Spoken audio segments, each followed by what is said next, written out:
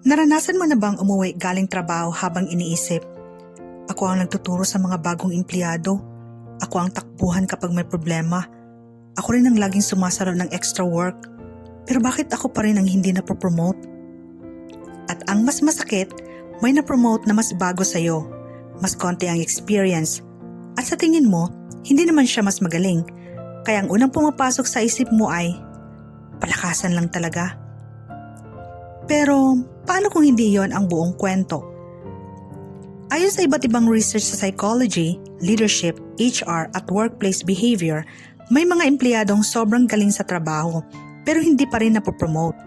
Hindi dahil kulang sila sa sipag, kundi dahil iba ang tinitingnan ng management kapag promotion na ang usapan.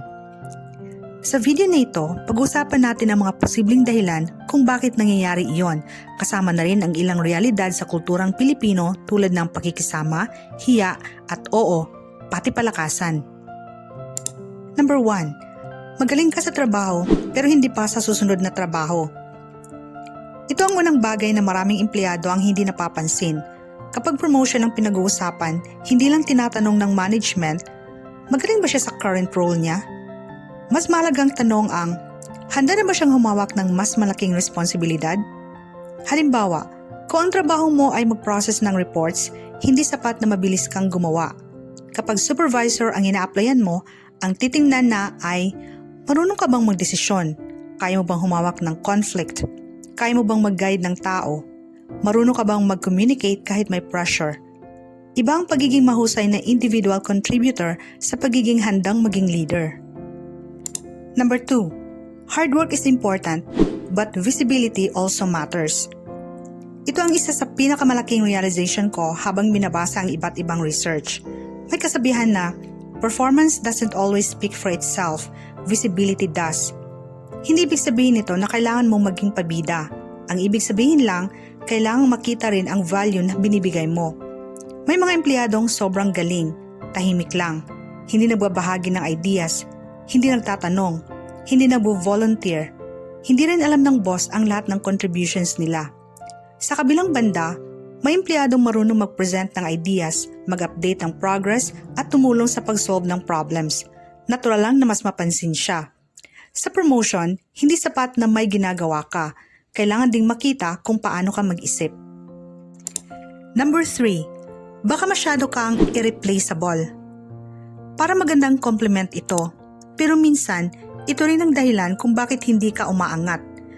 Kapag ikaw lang ang marunong gumawa ng isang critical task at walang ibang pwedeng pumalit, baka mas gusto ng kumpanya na manatili ka muna sa kasalukuyang role mo. Kaya ang mga future leaders, hindi lang gumagawa ng trabaho, nagtuturo rin sila, nagdo-document, nagsishare ng knowledge. Kasi ang totoong leader ay hindi lang mahusay gumawa, mahusay din siyang maghanda ng susunod na gagawa. Number 4. Sa Pilipinas, may hiya at pakikisama. At parehong maganda ang intensyon ng dalawang ito. Ang hiya ay nagtuturo ng humility. Ang pakikisama ay nagtuturo ng cooperation. Problema lang kapag sumobra. May mga empleyadong hindi nagsasalita sa meeting dahil baka mali ako. Ayaw mag-volunteer dahil baka isipin nilang pabida. Ayaw magbigay ng suggestion dahil mas matagal na sila dito. Unti-unti, nagiging invisible ang potential nila. Hindi ibig sabihin nito na dapat kang maging mayabang. Ang punto lang, pwede kang maging magalang at confident ng sabay. Ang leadership ay hindi laging pinakamalakas magsalita, pero marunong siyang magsalita kapag may dapat sabihin. Number 5. Hindi lang skills ang pinopromote, pati trust. Ito ang paulit-ulit na lumabas sa iba't ibang research. Kapag manager ka na, hindi lang trabaho ang hawak mo. Hawak mo ang tao, confidential information, mahihirap na desisyon, at minsan, problema ng buong team. Kaya natural lang na itanong ng management, mapagkakatiwalaan ba namin siya? Trust isn't built overnight. Nabubuo ito sa consistency, sa accountability, sa professionalism, at sa paraan ng pakikitungo mo sa ibang tao. Number 6. Pero paano naman ang palakasan? Ito siguro ang pinaka-sensitive na parte at kailangan nating maging fair. Oo, May mga workplace na totoong may favoritism, may nepotism, may padrino system. May mga pagkakataong may naipopromote dahil sa koneksyon at hindi sa kakayahan. Hindi natin pwedeng ikaila iyon.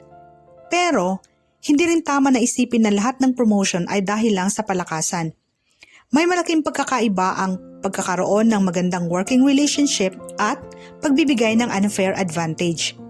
Normal lang na mas pagkatiwalaan ng manager ang empleyadong ilang taon ng consistent, professional at maayos katrabaho. Hindi yon automatic na favoritism. Nagiging problema lang kapag ang qualification ay hindi na mahalaga at koneksyon na lang ang basihan. Number 7. Kaya ano ang pwede mong gawin? Kung gusto mong maging mas handa sa promotion, subukan mong tanungin ang sarili mo. Hindi lang, magaling ba ako sa trabaho? Kundi, nakikita ba akong handa sa susunod na level? Tanungin mo rin ang manager mo. Ano ba ang kailangan kong i-develop para maging eligible sa promotion? Humingi ng feedback, mag-aral ng bagong skills, mag-volunteer sa projects, mag-share ng ideas, at huwag matakot na ipakita ang kaya mong gawin ng may respeto at professionalism. Kung hindi ka man napopromote ngayon, hindi ibig sabihin noon na wala kang halaga.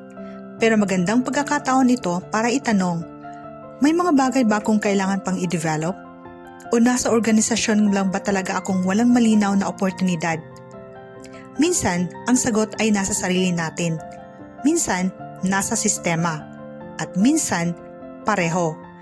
Ang mahalaga ay alam mo kung alin ang kaya mong baguhin. Dahil at the end of the day, hindi mo kontrolado ang lahat ng promotion decisions. Pero kontrolado mo kung paano ka maghahanda kapag dumating ang tamang oportunidad. At kapag dumating ang araw na yon, sana hindi lang sila ang makakita na handa ka na, kundi ikaw rin mismo.